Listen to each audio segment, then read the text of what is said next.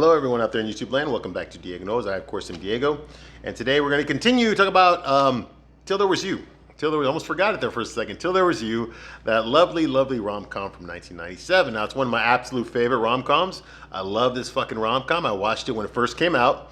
I saw it on the base theater back when I was in the Marines back in 1997, long fucking time ago, man. And I absolutely fell in love with the movie. I loved it. When it came out on DVD, I bought it, and I watched it whenever I felt like it, whenever I was on a date with a girl or something, whenever I was in love, I'll play this fucking movie. And apparently none of the girls I ever played this movie before, never heard of the movie before or watched it, okay?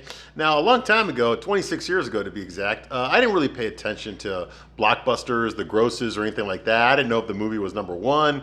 I didn't really care if a movie like flopped or if it was, a success. I didn't really pay attention to that shit. The only reason I watched this movie is because it was free. I watched it on the base theater. I was active duty in the Marines. I was at Camp Lejeune. They had a base theater there on the weekends. If I was in garrison, which means that if I was in town, if I wasn't on a fucking ship somewhere or out in the fucking desert in Afghanistan or Iraq getting shot at, then, I was a private. So I was broke. I couldn't afford a car yet. So I would walk around, and I went to the base theater, and I watched movies for free. I did. The only thing I had to pay for was like the candy and the popcorn and stuff. So I watched a lot of movies that way, actually. And I didn't have a choice. They only had one screen, so they only played one movie at a time. Okay. So whatever was new, I'd watch. That's how I watched like Good Will Hunting that way. I watched Payback with Mel Gibson. I watched it that way. I watched a lot of movies, and yes, I did watch a lot of rom-coms too, because that's what they were showing. It was either that or fucking hang out in my room and beat off. What the fuck? I was broke. I had no money. I had no car. What the fuck? I didn't really drink, so I didn't want to go out partying, and spending all my money, the little bit of money that I fucking had, going out with the guys that outranked me to go to fucking bars and get laid. So, so I was taking college courses and fucking, and on my downtime, I just walked around, went to the base theater, watched a lot of movies that way. Anyways, that's what I did here. That's exactly what I did here. And I watched this movie, and, and I fell in love with it. I absolutely love this movie. I thought it was great. Stars Dylan McDermott. He plays the main protagonist, Nick DeCostas. And Nick Dawkins, sorry. He doesn't use his real name in the movie. Okay, and the other character, Jean Triplehorn, plays the other love interest, Gwen Moss. Yeah, that doesn't sound very... She's Jewish, but that doesn't sound like a Jewish name. Oh, well. Anyway, yeah, and these two people, they're the same age. They're from the same town in L.A., whatever. They're from L.A. They actually went to the same elementary school, but they only, didn't really meet each other, But you see their lives unfold, and their love lives specifically, and what they're trying to do, and they're both one guy, the guy is avoiding love, avoiding attachments, and the girl's trying to find love, she's trying to find a commitment, and so you see their love lives. Okay, what's going on here? Okay, and that's what I really liked about the movie is yeah, you got to see the girl's point of view, which you see in every fucking rom-com, but for a chance, you actually got to see the guy's point of view. That's the part that I related to, because I could understand this guy. I could understand the character of Nick Dawkins, played by Dylan McDermott. I could understand what he was going through, why he was feeling that way, and why he acted the way that he did. That made total sense to me, and I thought the authenticity of that performance, the authenticity of that, spoke to me. It's like, oh my God, here's a guy in a fucking rom-com. He's not some fucking Ken doll with no personality who's just there to fucking have the girl go crazy and shit, trying to get him to fall in love with her, while she's got the unattractive, horny best friend there and the fucking and the gay guy back there. That's your typical rom-com. This movie, I mean, it had that too. Don't get me wrong, but at least we got to see the guy's point of view, and I thought that was very important. To me, that was very important. The only thing I didn't really like about Dylan McDermott's portrayal, and it's not his fault, it's the writers. The bitch that wrote this movie, I forgot her name. I mentioned it in the first video, but I don't give a shit. I'm gonna look it up again. Yeah, she wrote for 30 something.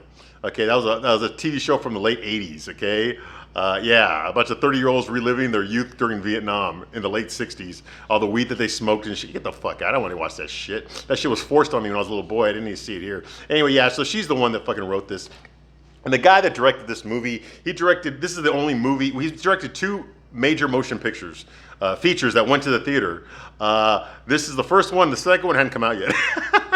So that should tell you a little bit about what a good director he is, okay? And so I'm just going to let the cat out of the bag right now. I've mentioned in other video. Okay, this movie bombed. It flopped at the box office. It really did. I didn't pay attention to that stuff back then. All I knew is if I liked the movie, I liked the movie. And that was it, okay? If I liked it, I kept it, I bought it, I watched it over and over again. If I didn't like it, I just forgot about it, never watched it again, okay? This movie I liked a lot, but none of my friends ever talked about it. None of the girls I knew about it, really. I'd have to show it to them. But I liked it. I couldn't understand why so many people had never heard of this movie or never liked it, But you got to remember, I was very young. Okay, I was very young. Okay, I was a private in the Marines. Okay, I was a young man. I was in the early 20s.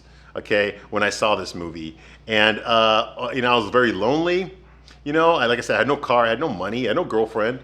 So I'm walking around the base because I don't have any fucking money. I watch a free movie, several free movies at the theater. And, of course, and now that I'm older, I'm middle-aged, and I've got a little more experience behind me, I watched this movie again so I could review it because this category here is called Chick Flick Praise, which means there's a few chick flicks I watched that are actually really, really good. And this is one of them. So I want to review it because I'm always reviewing chick flicks that fucking suck, which is most of them. Let's face it. I already fucking destroyed Breakfast at Tiffany's or Bitch Fest at Shiffany's. All right. I already fucking what is it? The Notebook. I already fucking destroyed that. I destroyed what else? A League of Their Own. I destroyed Thelma and Louise. That was a movie I'd never seen before. I reviewed it just for this. Okay, and a lot of other bullshit movies out there. Okay, I reviewed every episode of Sex and the City, every fucking single one, and the movies, and the first season of that new piece of shit show, and I'm going to review the second season when it comes out this summer. So I got that to look forward to. Yeah, lucky me. Anyway, but right now, I decided in between these, I was going to review a bunch of chick flicks. I even got a category, chick flicks for guys. Rom-coms that are for guys, that are from a guy's point of view, okay? This is not really one of them, although that's what I took most from it. This is like, well, I saw a chick flick that was really good. It really spoke to me. I loved it. It was charming. It was endearing. I remembered it. I bought it. I watched it all over and over again for fun because I like it so much. So that's what I did. I watched it again, and it's a piece of shit. It's a piece of shit. It is. Okay, it does not hold up. Okay, now this is my critical mind telling you this. I still have an important place in my heart for this movie. I do. Okay, I really do. I still enjoy the movie. I still watch it, but there's no way I can watch this movie and not see the puppet strings, okay, and see what they were doing and how they just failed so spectacularly at it. Okay, I looked at the official reviews of this movie. It got horrible. It got horrible reviews. It lost a lot of money. This movie did not help anyone's career at all, really. It just solidified Jean Triplehorn's fucking non-talented abilities. Okay, she's a beautiful girl. She's beautiful in this movie, although she's a little bit heavier than she normally is.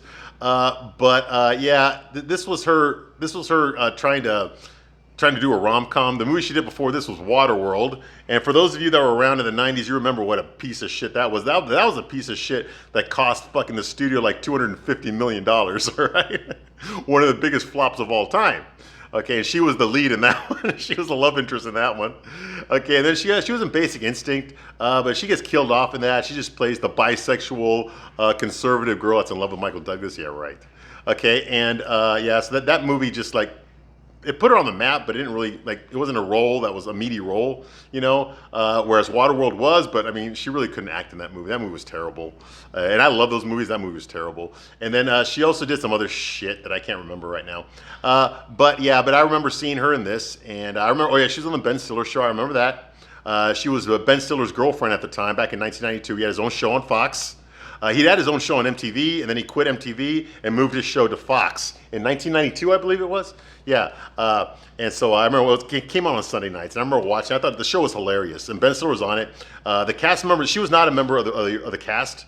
Jean Triple, she was not a member, but whenever they needed a hot girl, I mean, the only female they had in the cast was fucking Janine Garofalo. And let's face it, she ain't the best looking girl in the world, but she's funny. Okay, so Ben Stiller fucked her too. But so he decided to put his girlfriend in a bunch of episodes. Whenever you needed just like some ditzy hot girl, like in a parody commercial or like in a parody show, he just put her in there. That's the first time I saw her. Okay, and she's gorgeous back then. She's a model.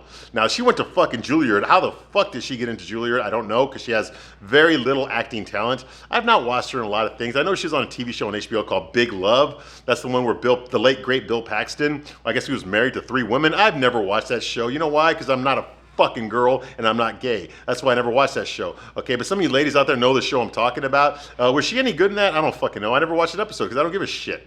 All right, but I do know she was in that. Okay, so she's still around out there somewhere doing stuff, but she's older now. But I remember her from this, specifically from this. She played Gwen Moss. Okay, and I liked her character. I liked her character a lot, but I do not. This movie just does not work.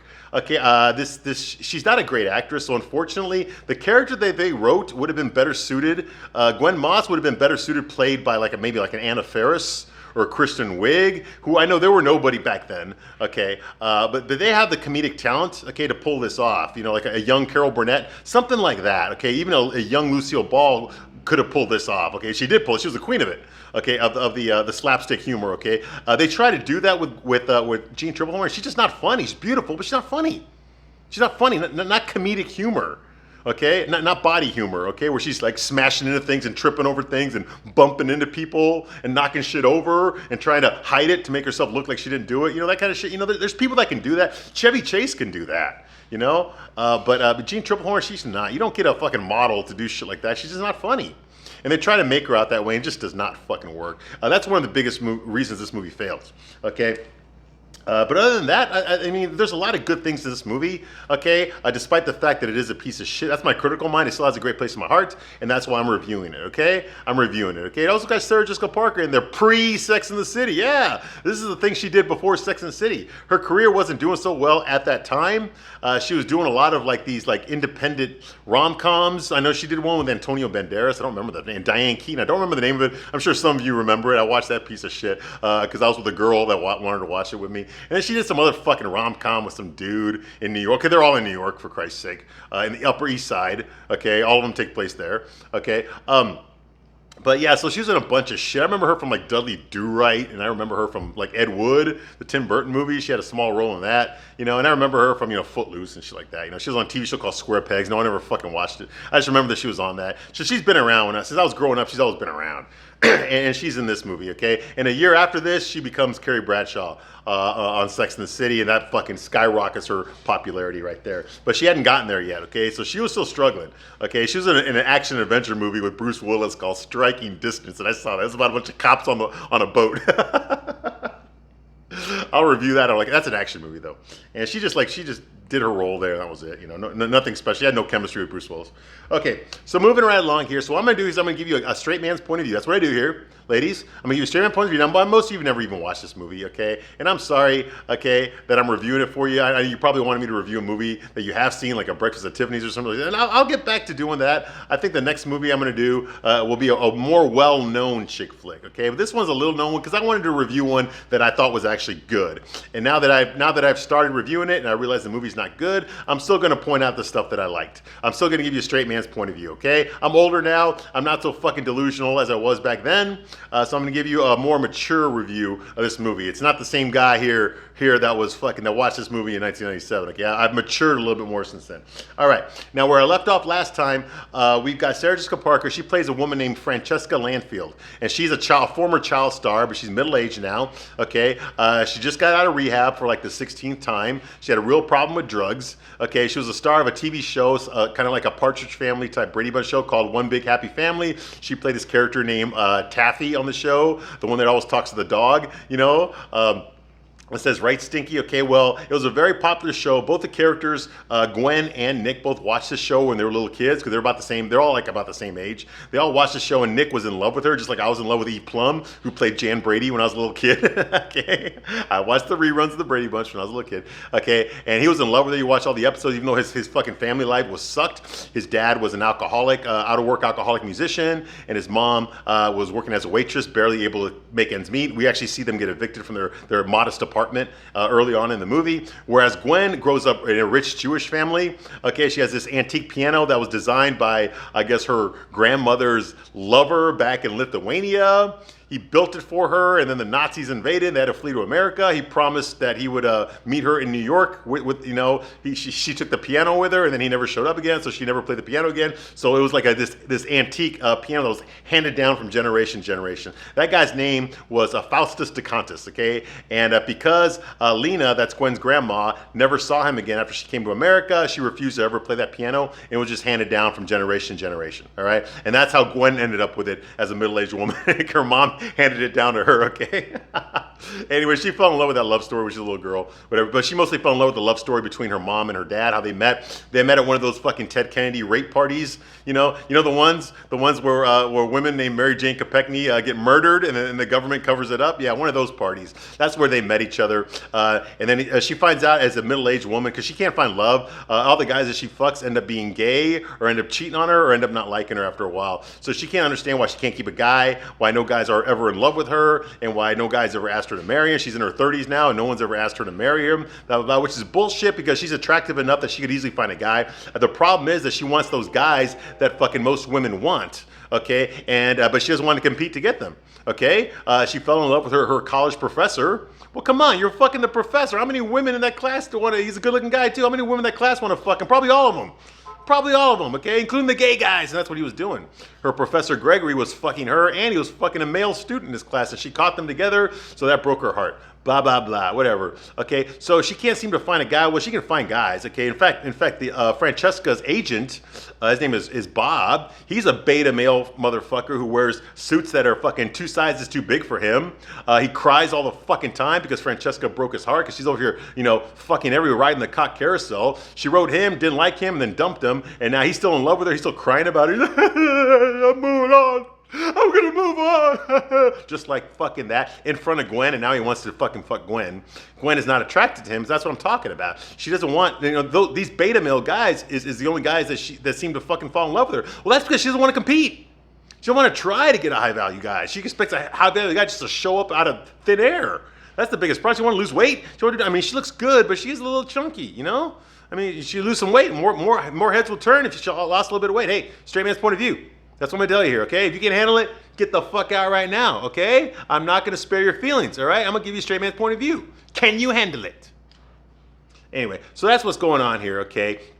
And so she can't find love. So she's frustrated by that. She was actually living with her parents while she's in her 30s. She finds out her parents don't really love each other. Her dad never loved her mom, even though he stayed with her for fucking 34 years, okay? So they divorced, and now she's all fucking upset about it. So she decides to move out of her parents' house, and she decides to get an apartment of her own, a condominium of her own. So she goes into La Fortuna, which is this classic old apartment. Well, actually, it's a condominium complex in Hollywood, okay, right by where old movie stars from the silent era used to live. In fact, one of her neighbors is actually an old movie star from the silent era, or from the 1930s at least. Okay, her name's Harriet Akini, and she's an old lady. She lives by herself with a fucking cat. Okay, and she always she's kind of senile there. Okay, so she has these spells where she thinks she's fucking 19 again and starts talking to people like they're her boyfriend from back then, from the 1931. Anyway, so yeah, she's got a cat there, and she's this very eccentric old lady. Well, Gwen befriends her, and they become friends, and she loves all her neighbors. Okay, you got the fucking guy named Gawain, who's basically this is basically Melrose Place.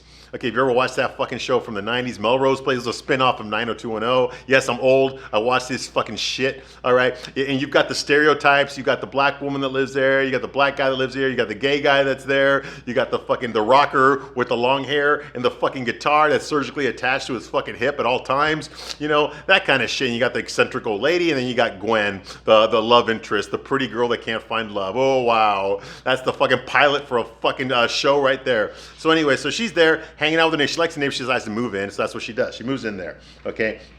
Meanwhile, Nick actually finally meets Francesca, the girl he's been in love with since he was a little kid. He ends up designing, he talks her into selling La Fortuna. Yeah, they're going to sell the building. She owned it. Taffy owned La Fortuna. She sold it without ever even setting foot in that place. She sold it to this architecture firm. They're going to tear it down and build a new condominium complex that Nick is going to design because he's an architect there, all right? But then... So anyway, he starts dating her, and she starts fucking him, blah, blah, blah, and she likes him so much that she writes him a poem, which that's what I wrote in the last episode. I read to you the poem, the piece of shit poem that she wrote, because he likes poetry, because he read one of Gwen's poems that she wrote right after she found out her boyfriend was fucking a guy, about her being brokenhearted, about love's a flirt, has places to go and people to hurt. But love has no meanings, and love has no charms. Since I found you in another's arms, that kind of shit. Anyway, so Taffy writes basically another one of those, one of those like you're good with clients and also at sex, and that's why you're the greatest of all architects. Yeah, that bullshit poem that she wrote. Well, it's nowhere near as good as Gwen's, because Gwen's a professional writer. She's actually writing Francesca's autobiography. She's ghostwriting it. Okay, but she hasn't done shit. She got the job. but she hasn't written anything about Francesca. Okay, so that's what's going on here. Okay. So now Gwen, we're gonna leave off after Francesca gave fucking Nick that bullshit fucking poem. The next scene in the movie is Gwen goes out to smoke a cigarette. She's wearing her fucking shower cap on and her robe, okay, and she notices Harriet out there in front of her door, knitting with her cat there. Okay, she's crocheting. Harriet doesn't like Gwen's hat, and Gwen tries to explain to her that it's a shower cap, it's not a hat, but she says, okay, this woman's senile, so there's no point explaining that to her. All right, she's obviously senile, okay, and she's listening to a record. Okay, yeah, she got a record player. Yeah, in the 90s, she got a record player. Yeah, I know, late 90s. Okay, listening to a record of a song that she tells her that this song that she's listening to, they played it on the radio the first time that her ex-boyfriend, Irving, or I guess her only boyfriend, which is bullshit. I don't believe that in the past like 50-something fucking years, she never met another guy. She never fell in love again. She never got married. She never had kids. You know, like she had that one boyfriend, Irving, okay, when she was like 18 or 19 and starting out in Hollywood. Okay, and then she couldn't marry him because mom didn't approve of him, so he went off and married someone else, and that broke her heart because she had to dump him, you know, and she never found anyone else again, and she's still in love with him today like she was, you know, fucking 600 years ago. Well, and she's always talking about him. Sometimes when she has her dementia spells, that whoever guy she's talking to, she thinks is Irving, and she starts talking to him like it's Irving. You know, so she's obviously got dementia, which is sad because this woman's like in her 80s, 90s maybe, you know, and she's all by herself in there, which is not good, okay? And she's always reminiscing about the past, and she's playing this record, and she explains to Gwen that this is the record that was on the radio the first time Irving kissed her, okay? And they get, while this is going on, while they're talking to each other, someone walks by and starts handing them all a piece of paper. It's a notice of eviction. Yes, okay, Francesca did sell the building, so the architecture firm owns it now. Okay, and so they are going to evict everybody in the building. Okay, everyone's getting evicted. Okay, the building's going to get torn down. That's why, all right? Well, the rock star Gawain is there, okay, with his fucking guitar on his hip, like always. He's upset about this. Another girl's a waitress. She's like, oh my God, first my boyfriend moves to New York, and now this, you know. And then my restaurant burned down. Hey, wow, she had a bad fucking day, didn't she? Okay, so yeah, Gawain and Harriet, the old lady, they try to ask Gwen. For some reason, they're looking to her to be the leader, and she can't even fucking lead herself, okay? And you know they're asking, hey, you should wait. We have the right. It says here that there's going to be a meeting at the high school to protest the eviction. You know, you should go, Gwen. In fact, we should all go. Yeah, what does she think? And she's like, no, you know, and that's all right. And he's like. And like for some reason, they're looking at Gwen to be like, why? They barely know her. She just moved in. Yeah, but anyway, so they just said they're going to go. They're going to go to the eviction hearing, okay, and try to protest it, okay, try to, challenge the eviction. Gwen doesn't want to go, but she said, well, you let me know what happens, okay? She's very nonchalant about it, very timid, okay, very coy, all right? So that's what happens with that. The next scene we see is Gwen. She's on a date with Bob. Bob is, I don't know if that's Francesca's agent or her manager, or if he just works for the book publishing company. I don't know. Okay, he's the one that hired Gwen to ghostwrite Francesca's autobiography. So he's there, okay? He's the guy that I told you was crying, the fucking super fucking beta male. Well, he's still brokenhearted about Francesca fucking other guys and leaving him, okay? And but he's on a date with Gwen because apparently Gwen can't get a date with anybody else. I don't know. Like I said, this guy's a fucking beta male, a piece of shit. Cries out loud in front of women. What the fuck is wrong with you? So anyway, he's there at this restaurant called The Awful Truth. Now, The Awful Truth is basically a lawsuit waiting to happen, okay? There's nothing in there that's fucking safe. A restaurant like this would never exist in real life. Okay, unfortunately, it was supposed to be a joke in this movie, but it looks more dangerous than it does funny. Okay, there's a lot of sharp objects there. There's holes in the ground where you could easily stick your stiletto shoe in there and break your fucking ankle. Okay, there's things, there's sharp metal objects that spin around and can hit you in the fucking face if you're not looking. Okay, there's jagged edges on the tables where you bump your elbow, you could cut yourself or worse. Okay, I mean, the stairway is all crooked and uneven. All right, like you could easily fall down. There's a shiny light on your face right in front of the fucking hostess stand where you're blinded as soon as you stand in front of the hostess stand. This is bullshit. This is a bullshit restaurant, would never exist in real life. Apparently Nick, since he's an architect, he designed it on the side. He did not tell his company about it. He just did it on the slide. He moonlighted it. He did not get fired from the architecture firm for doing this, although any architecture firm would fire you for doing architecture on the side without your company's approval, and that's what he did. Okay, so he designed it. All right. And that's why they're there, okay? So she's on a date with Bob there, okay? And this is like maybe the 17th time that the main characters of this movie are in this restaurant. This restaurant is a fucking character in this fucking movie, all right? And like I said, it's an ugly, horrible restaurant. Everything's made of silver and gray and rock and metal and jagged edges. That's all this fucking restaurant is. A little bit of blue once in a while, all right? So anyway, she's there, and of course, Bob is still emotional about... he's still a bit emotional. He tells Gwen that he wants to take her to Paris. And he grabs both of her hands and he's like, I think we need it. Just like that, like a fucking pussy. And Gwen, of course, I mean, is she fucking him? We don't know. She's not attracted to him, so she's fucking him. It's a mercy fuck. But she's like, you know, like she's like really doesn't really want it like him. But why would a guy say this to a girl that he's not fucking? That they need to go to Paris? Makes no sense. I don't get it. Anyway, so that's going on here, of course, and he's very melodramatic, of course. He's like, I think we need it. I think it'll bring us closer together. So that implies that they're already dating, but she's never mentioned before. We never seen them out together before, at like as a couple. So I don't even know why she's on a date with him. He's just the agent that fucking hired her to write fucking Fran's autobiography. Oh well. So that's going on. Now, at that very same moment, before Gwen has answered whether or not she wants to go to Paris, all of a sudden, Gwen's mom shows up at this restaurant. And she's there with an old man. Yeah, a balding old man. But they're dressed nice. So she about shits herself. Now, I told you earlier that their parents got a divorce, okay? That Gwen's mom and dad got a divorce, okay? And we know, she mentioned to Debbie, that's Jennifer Aniston's character, when she went to go visit her, that her mom started video dating. Yeah, this is way before Tinder, okay? They started video dating.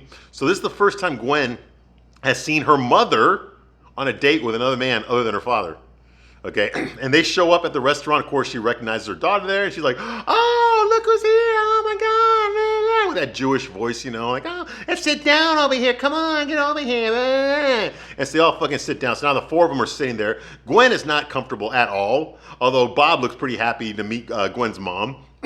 Okay, now the guy that Gwen's mom, Dee Dee, that's her name, the guy that Dee Dee's on a date with, his name is Bob. Okay, and he's this beta, no, not Bob, his name is something else. So it's Paul, yeah, Paul Pullman. His name is Paul Pullman, okay? Okay, and I guess she's Dee Dee's boyfriend now, all right? And like I said, they met on video dating, and Bob tells Dee Dee, okay, that Gwen and him are going to go to Paris. And he's like, oh my God, they're going to Paris. Oh, great. Everybody's going, you know, we should go to Paris too, Paul. It was all four go to Paris, yes. You know, like that. And Gwen's just like, she's standing, I have to go. I can't. Just like fucking, it's fucking annoying. Who the fuck allowed Jean Triplehorn to go to fucking Juilliard? She can't pull off this shit. She's not a comedic actress. She's not a fucking sitcom actress. She's not. She can't do the whole. It just looks terrible.